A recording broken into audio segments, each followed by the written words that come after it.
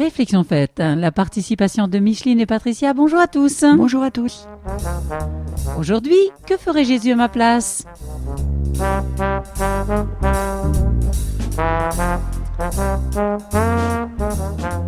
Patricia, que ferait Jésus à ma place? Mais écoute, Bibi, je sais pas, moi, tu vois, je suis chrétienne et je me dis, mon rôle, c'est d'annoncer la bonne nouvelle et d'aller dire, Jésus, c'est vraiment mon sauveur. Et moi, la seule chose que je veux, c'est vraiment lui dire à tout le monde, allez prêcher, être là. Oh là là, il faut que vous connaissiez ce Jésus, il faut que vous sachiez ce qu'il a fait dans ma vie. Il faut y aller, il faut... Non, que ferait Jésus à ma place? Eh bien, relis ce verset dans Matthieu chapitre 5, verset 1. Quand Jésus vit la foule, il est monté sur la montagne. Sur la montagne. Oui, à cette occasion, quand Jésus vit la foule, il n'alla pas s'asseoir au milieu de la foule, non. Il ne se mit pas à l'enseigner, Dieu vous aime, ni à prier, ni à guérir les malades. Non. Ah bon? Il l'avait fait peut-être à d'autres occasions, ça c'est vrai. Ouais. Mais cette fois-là, avant de rencontrer la foule, qu'est-ce qu'il a fait alors? il se retira sur la montagne. Avant de s'occuper des besoins de la foule, il a d'abord été se ressourcer près de son Père. Et vous, avez-vous appris à faire de même? Non, j'avoue que non. Oui, avant de te jeter dans les remous de la vie quotidienne, Patricia, un conseil, que ferait Jésus à ta place? Eh bien, monte aussi sur la montagne sacrée. Ouais, mais c'est quoi cet endroit-là? C'est un lieu sûr, il est tranquille, au milieu d'un monde en pleine effervescence, où la vue s'étend à l'infini et où la frénésie de la vie de tous les jours est inconnue. Ah bon? Ah oui, de cet endroit, on voit tout sous un jour différent. Alors comment tu vas me dire? Je te vois arriver là avec ta petite question. Je suis là. Moi, je veux bien aller sur ta montagne. Oui, mais tu veux voir tout comment? Eh bien, c'est grâce à la présence de Dieu.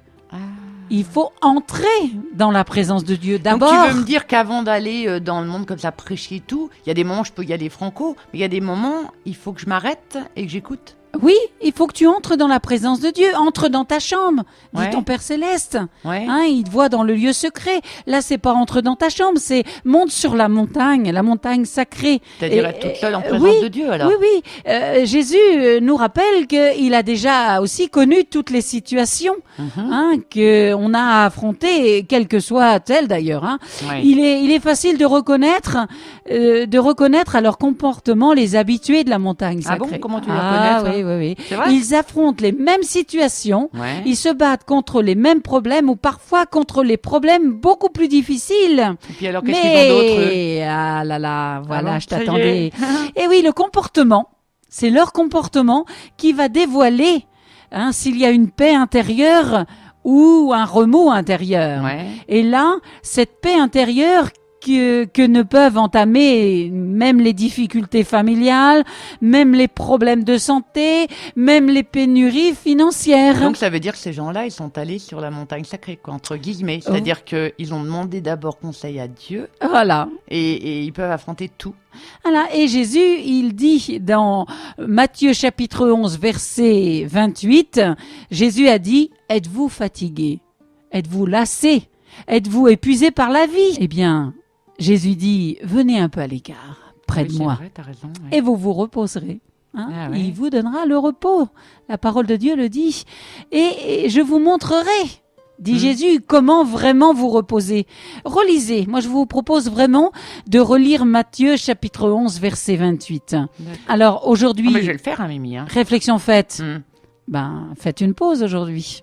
Laissez vos fardeaux au pied de la montagne et puis accompagnez Jésus sur le sentier qui mène à la montagne sacrée. Et donc, alors, ça voudrait dire que tout est différent là-haut? Ah oui. Vu de là-haut? Vu de là-haut, c'est complètement différent que ce soit vu d'en bas. En plein dedans. C'était Réflexion faite. La participation de Patricia et Micheline aujourd'hui. Que ferait Jésus à ma place? À bientôt. À bientôt.